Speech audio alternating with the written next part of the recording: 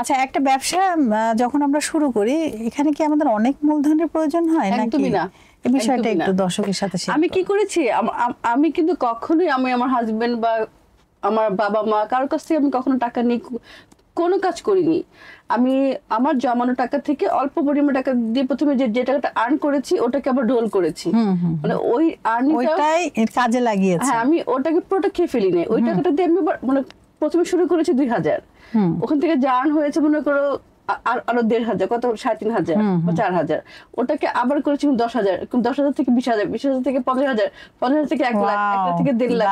মানে আমার টাকাটা আমি আস্তে আস্তে আস্তে আস্তে রোল করেছি, যেহেতু আমার সংসারের প্রতি কন্ট্রিবিউশনটা তখন আমার লাগতো না। না না, কারণ ভাইয়া তো একটা ভালো পজিশনে, উনি খুব ভালো পজিশনে আছেন, আমার তখন লাগতো না। তবে এখন আলহামদুলিল্লাহ আমি কিন্তু গত 3 বছর ধরে আমি সংসার একটু করে কন্ট্রিবিউট করি, এবং আমার টাকা আমি আমার ফ্রেন্ড সার্কেল, আমার সামাজিকতা, এভরিথিং আমি আমার টাকা দিয়ে করি। বাহ, দারুণ।